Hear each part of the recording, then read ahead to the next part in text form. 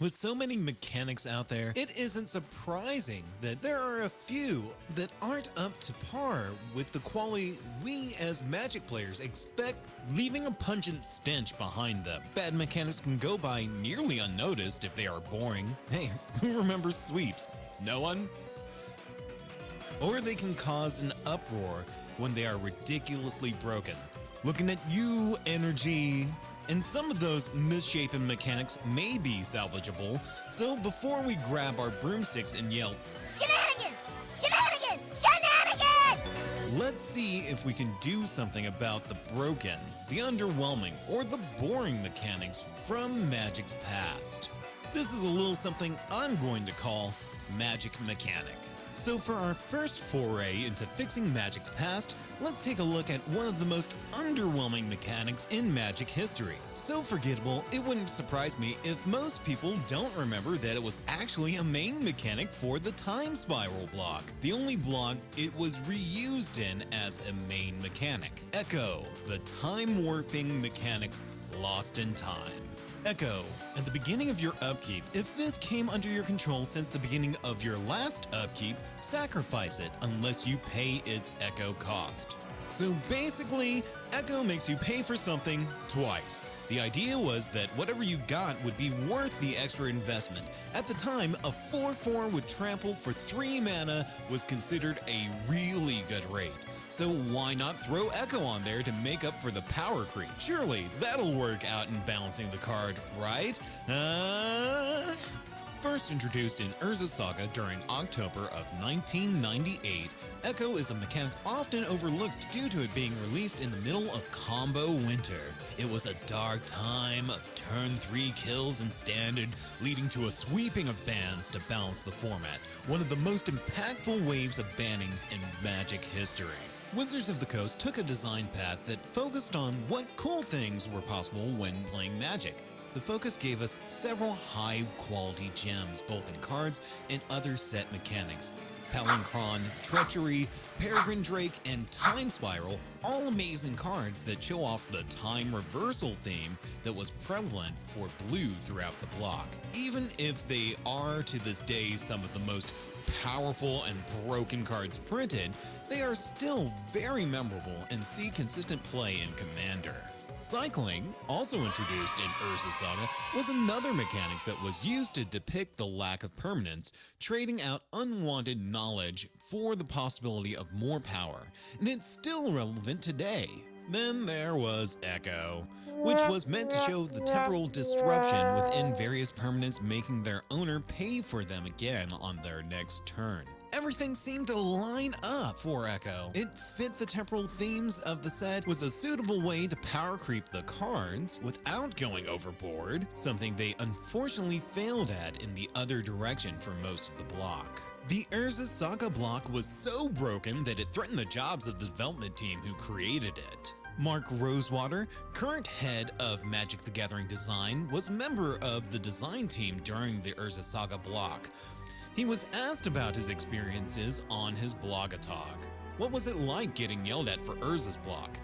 In 17 years, it was the only time I was ever chewed out by our CEO. He threatened if we made another broken block like Urza's Saga block, we'd be fired. And now you know the origin of Mercadian Mass block, which was the block where the entire R&D team nearly got fired because it was so bad.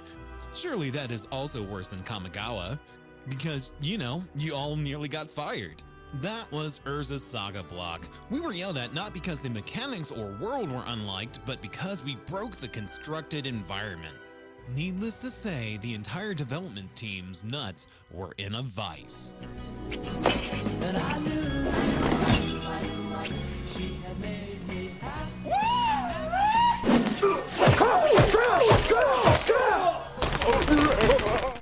Rosewater would go on to publish an article in February of 2012 about his biggest mistakes as a Magic card designer. Urza's Saga mechanics took the number 2 and number 3 spots on that list. As someone who was on the development team, I can only shake my head in embarrassment. Urza's Saga has cards in it so insanely powerful, a trained monkey could have caught them. The only set in the all existence with a higher power level, and even that is debatable, is Alpha. And Alpha was working off a very different premise, that the average Magic player would only spend $30 to $50 on cards, meaning that there would only be one Black Lotus or one Ancestral Recall in the entire neighborhood, and thus could exist at a much higher power level than the other cards. Surrounded by infinitely stronger cards and mechanics, it's easy to see why Echo got lost in the shuffle. But it has one other underlying issue. It's not a good mechanic. It actually sucks ass. It's asking a lot of players to pay extra resources for a card they've already played and paid for. And it didn't help that even by the day's standard, the cards were mediocre at best. I mean, look at these things. This piece of shit Helion is one of the best Echo cards from the initial set. Was designed to be a bomb rare, it even has a relevant enter the battlefield effect, but all of that is just too little to make it a real impact on any game, and probably why it's completely forgotten today. It doesn't stop there. One of the rares from Urza's Legacy, when they tried expanding Echo to other permanents, was Urza's Blueprints. For 6 generic mana, you could get an artifact that taps to draw a card. So without paying the Echo cost, you draw 2 cards. Once when you cast it, and a second time after it untaps. With the Echo, you get to keep this artifact around, but it's a heavy 12 mana investment for an unimpressive card draw effect. Yep, that's a lot of cheddar for really no payoff. This steep cost for little effect on the game is why we haven't seen Echo return much since its original run, only popping up as part of Time Spiral block, and as one of many mechanics reintroduced during the Modern Horizons sets. In the end, the mechanic was quickly forgotten and to this day is barely used, and there are only 1 or 2 cards with any lasting effect on the game. So how can we design cards better than Wizards of the Coast, who have been doing this for nearly 30 years now? Well, like in most things, the best solution is the simplest: reduce the Echo cost.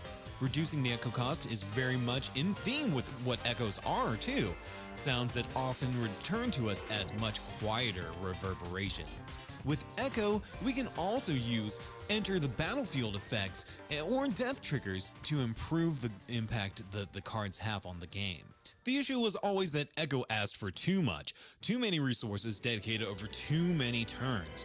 For Echo to overcome this, the cards have to either be impactful upon entering the battlefield or ridiculously over the top in power to dedicate what amounts to 2 turns to 1 card. Going the route of possible alternative costs like Rakdos Headliner opens up the design space to allow us to have cards that are impactful but balanced by the Echo cost without making them overpowered. And we can still follow the design ideals of having the card be relevant upon entering the battlefield, but also give us the incentive to pay the Echo cost and keep the permanent around. Echo can apply to permanent types other than creatures. This is something that we've seen in the past and can explore now. I really enjoyed Urza's Blueprints. A card by today's standards is completely unplayable garbage that you would rather was a basic land, even in limited. It's complete shit. Addressing its issues is easy though. It was way overcosted.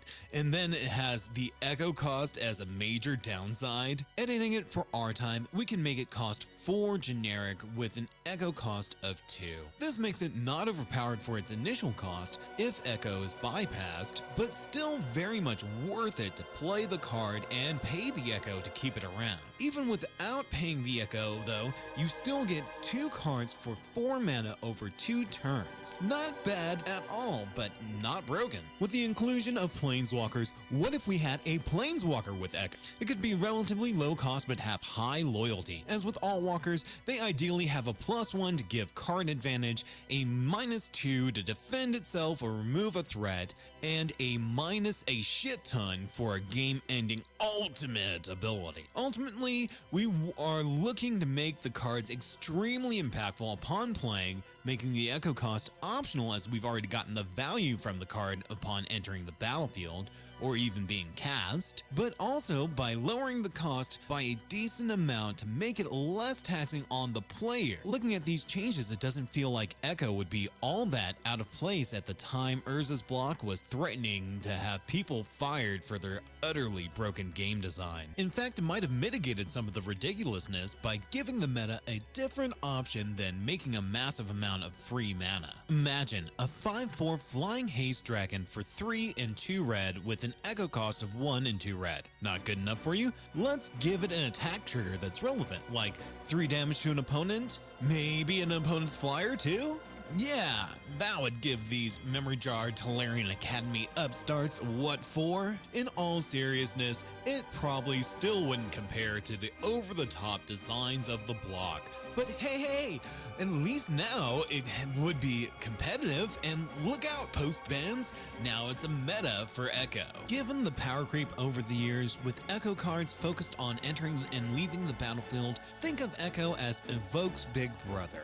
With Evoke, you can get a creature card, almost always an elemental, that gives you the option to pay a lower cost, but you don't retain the body as the creature is immediately sacrificed. What you do get is the enter the battlefield effect that is very beneficial. Approaching Echo in much the same way, we give players the benefit of the card, have the body temporarily, then later are given the option to pay the cost. Working off the idea that Echo is very much like Evoke, what if we made a card very much like Moldrifter, the evergreen standard as to what a good Evoke card is?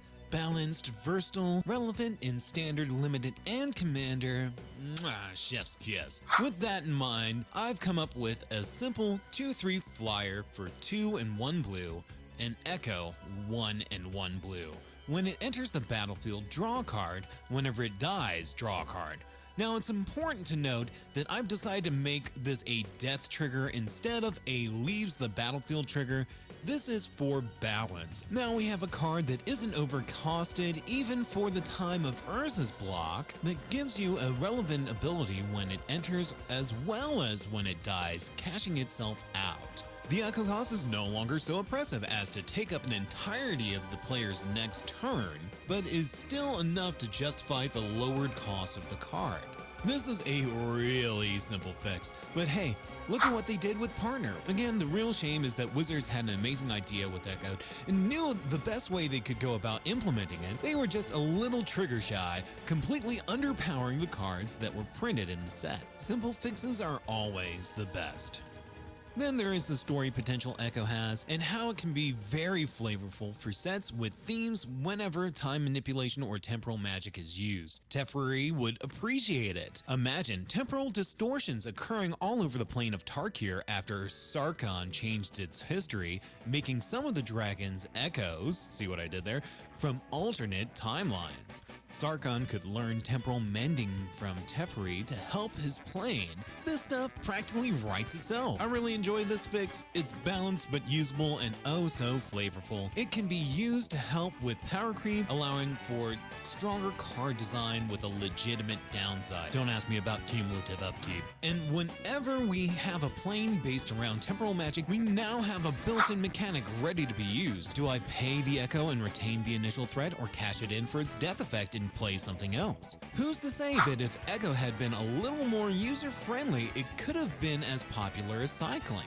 In any case, it's looking a lot better now and ready to be reintroduced as a popular mechanic. Any other Magic the Gathering mechanics that need a tune-up, let me know and we can take a look under the hood on the next Magic mechanic. Stay tuned here at the all-consuming Nerddom channel for more Magic the Gathering and other nerdy content. Go ahead and hit like and subscribe if you liked the video, and let me know in the comments what you thought of the essay. And yeah, I do plan on looking at some other mechanics there on the chopping block. Y'all stay hungry, and thanks for watching!